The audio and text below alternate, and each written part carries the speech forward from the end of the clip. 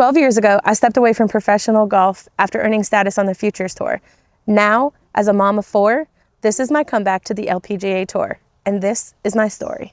I officially started golfing when I was about 13 years old. Growing up, tennis was my first love. I was a state champion at the age of 10. And then when I got to middle school, the girls that I played tennis with were now playing volleyball. So when I got into middle school, I wanted to play volleyball. I wanted to kind of follow in their footsteps. And my coach was an amazing coach, and he took my tennis serve and made it into a volleyball serve. So I got really good really quick. Fast forward to starting high school and going into my freshman year of high school, that summer I got the golf bug. I wanted to play, I wanted to hang out, and golf is what I wanted to do.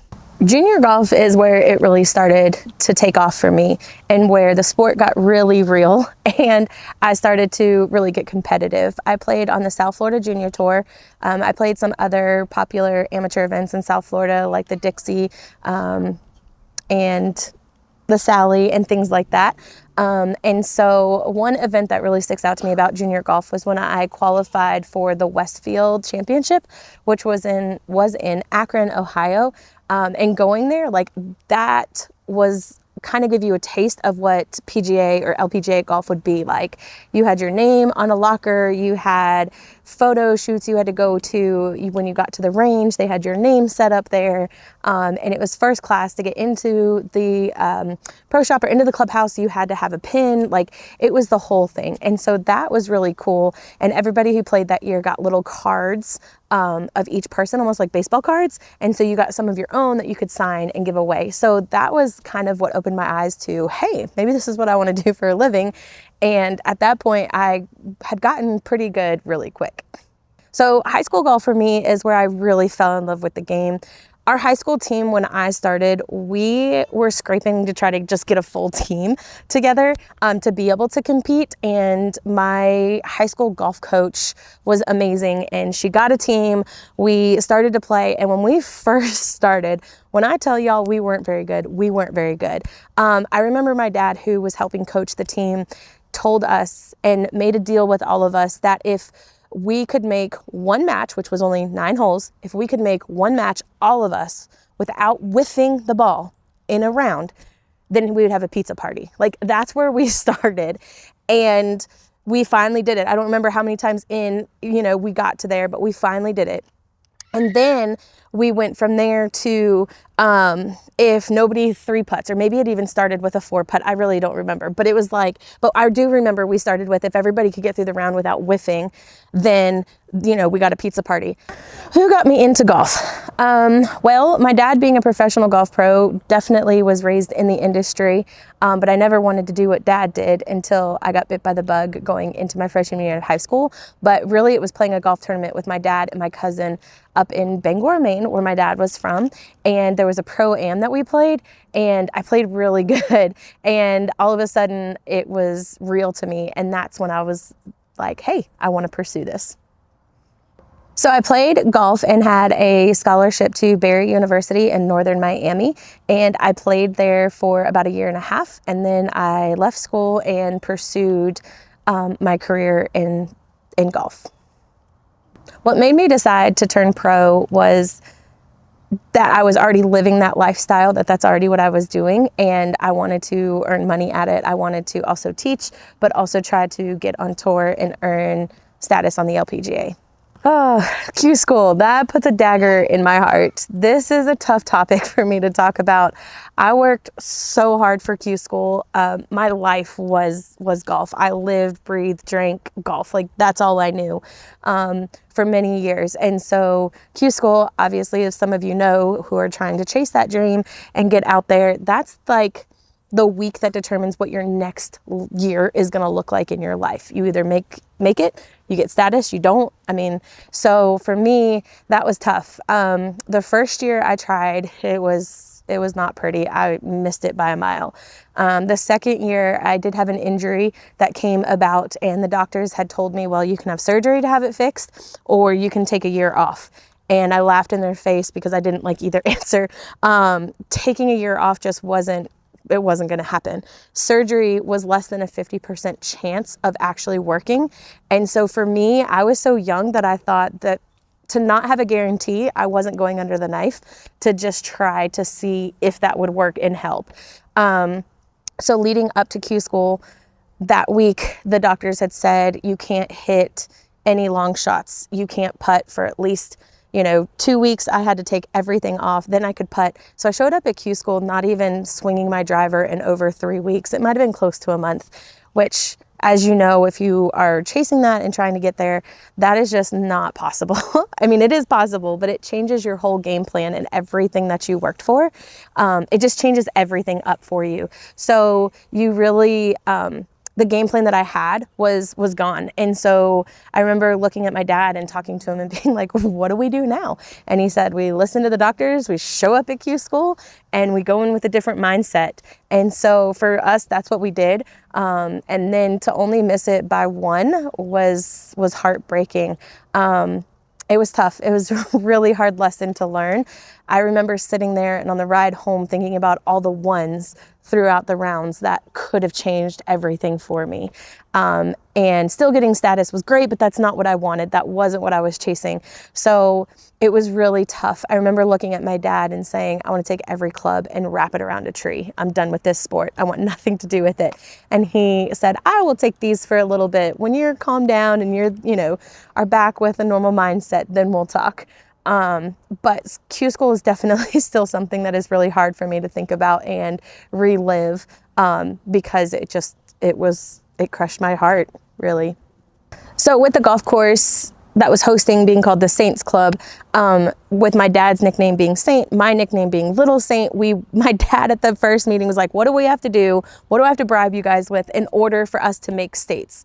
We've done the pizza parties, we've done the bowling parties, we've done all the things. And so somebody had mentioned we shave your head. So that's what it became. If we made it to states, then we were going to get to shave his head. Now, our coach was a female and so she was like, I'm out. But my dad as the golf coach and then as the assistant coach, that dad, he also said yes. So needless to say, we made it to states. We'll put some pictures in for you guys to see. And that was our motivation. We wanted to do that so bad that we were willing to get better and do all the work. That team that started just not trying to whiff to then make states, we had a bond and a connection that I don't think anybody else really could ever have unless you've worked really hard with a team to get there. And so when we made it to states, before states, we got together and we actually shaved his head. Yes, he shaved his head. And we decided to do a reverse mohawk. I decided, I got the first swipe as the daughter. And so we did a reverse mohawk and I went right down the middle so that there was no backing out for him. And when I tell you guys, when I did a couple of swipes and I looked at him, again, we have pictures, I lost it. I was like, what have I done? He looks crazy. His poor head had not seen sun since he was a baby and it looked so crazy. And I remember going to a few restaurants afterwards and some of his members of his course thinking he was sick, ill, really, really sick because he suddenly had no hair and they didn't know what the bet was or what the deal was. And so once it finally got around that was the deal, everybody laughed. And I remember showing up at states and one of our rivals, high schools, their coach came up and said, you didn't do it, did you? Because dad had a bucket hat on and he pulled that bucket hat off and that coach lost it. It was hilarious. But all of those girls that allowed us to get to that point of us working and getting better, it was so much fun to be able to do that after working really hard and starting where we started just 3 years prior to that. So why did I step away? That one is another heartbreaker, or not really heartbreaker, but that's another hard thing to answer. There was so much going on in my life at that time. And so I do remember I didn't grow up in a household where we went to church and all of that. And before Q school, I had become a believer, that the Lord had gotten hold of my heart. And so in that time after Q school, pressing into reading my Bible and figuring out who the Lord is and stuff, I just remember asking the Lord and saying, listen, if this isn't where I'm supposed to be right now in the path I'm supposed to walk, take this desire away from me to pursue golf because I won't be able to walk away from it. And the next day that desire was gone. And I was like, oh, okay. And so I did push through a few more months, but I was miserable. And I just started to have all those questions and those doubts of, am I really good enough? And I don't feel like I'm good enough, and I missed it by one. So how much closer can you get and still miss it? I was still a failure. And just all of those negative thoughts filled my mind. And so I decided that I was going to walk away from golf. I wanted to get as far away from it as I possibly could. And I went and worked in a law firm for 2 years, and never touched my clubs, didn't even look at them, didn't even think, but actually I think my dad had them. Like, I don't even think I knew where they were. And so that for me was a reset for me. And about 2 years later, I started to kind of get the bug back and get a little itchy and antsy and wanting to do it again. And so I thought, I don't know if I necessarily want to go back out and chase the dream. I mean, ultimately I do, but I don't know if right now is the time. So I kind of want to get my feet wet. And I talked to a few of my dad's friends and, had talked to them saying I wanted to get back in the business. And one gave me the opportunity to come and work for him. And it was the most amazing opportunity that I could have been given at that time in my life. And so I said, absolutely, and learned so much from the staff and him and just everything about the industry. I did see a lot of it growing up with my dad, but like being hands-on and living that life was definitely a new thing for me, and a new side of things. And so I really liked it. And then I started teaching as well and started to fall in love with that, and definitely teaching kids. That was so much fun. When they hit a good shot, there's like, yeah, did you just see that? And you can get so excited with them. When you're teaching adults, it's a little bit different. Sometimes their expectations are way higher than what a kid's is. And so sometimes they're like, well, why don't I do that every time? And, the answer is, well, why don't you? But for me, that kind of changed things up a little bit. And so I started to work in the industry, was there for a few years, and then decided that I was going to move to Virginia. And my mom and sister lived up there, and I'd prayed to the Lord about moving up there for about 5 years. And every time I prayed, I got an instant no, no, no, no, no. And then one time I prayed and I got a yes. And I was like, wait, hold on. Was that me? Was that you? Like, am I forcing this because I just want to move up there? And if you knew me growing up, I hated the cold. But at that point in my life, I was excited. I was 27. I was like, let's go where there's seasons. Let's do this. And so I packed my stuff and I moved up here to Virginia, and then met my husband. And, kind of when I moved up here, I walked away from golf again. I was okay with that. And so, yeah. And then, after meeting him, and then, we got married and now have 4 kids, and life is wonderful. So why now? Why now, after stepping away for so many years, why now am I wanting to come back? That one is really easy. I want to show my kids that you can push pause on a dream, but that doesn't mean that it has to end. I want to show them that hard work can get you where you are, that dreams just aren't something that you have and go away, that you can continue to push forward. Having 4 sets of eyes that look up to you every single day is amazing in so many ways, but in other ways, it's a huge responsibility. And so for me, I want my girls especially to be able to know that they can do what they want. And for all of the kids out there, and even other moms that are out there who maybe have pushed pause or thought, oh, my dream's over with, I'm too old for that, that they can come back, that they can push play. And they can come back and they can have a purpose, which is why you hear us end every video with play with purpose. I think that is so important. And my mindset coming back isn't life or death. Before, if I had a bad round, I felt like my life was over because that's all I knew. Now I have a bad round. Guess what? I get to go home and I have 4 arms, 4 children with their arms wide open, excited to see me because I haven't been with them for the last few hours. I have a husband who's still gonna love me even if I play bad. So the whole mindset is just completely different. And I want to show them that I can do this, and that we can do it as a family. We can make it fun.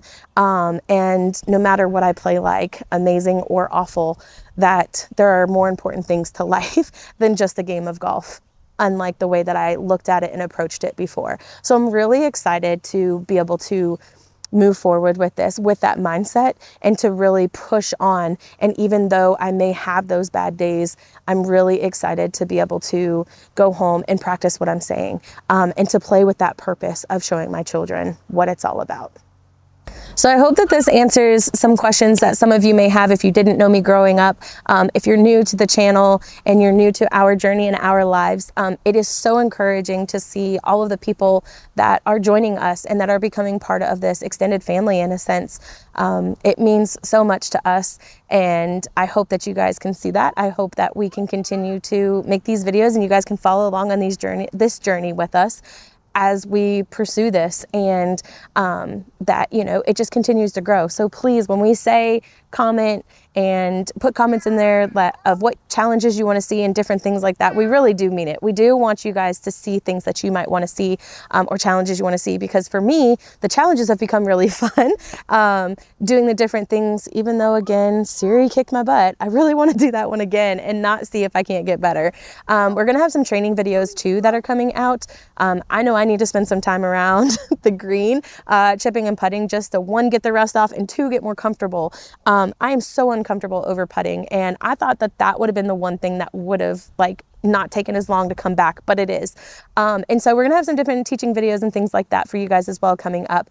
But if you are still enjoying this, and if you've stuck around this long, you guys are awesome. Please like, subscribe, share, comment, do all the things that all the people say that need to be done. But know that every like and subscribe and comment, we do see them. We do like to engage back with you guys. And I just hope that we can continue to grow this community that we have started, and I can't wait for you guys to see where we go on this journey. So thank you guys. Remember, we have a new video dropping on Tovie Mayfield Golf on all platforms every Monday night. So make sure that you like, follow, and subscribe so that you can see when the new videos come out. Can't wait to see you guys on the next video. And remember, play with purpose.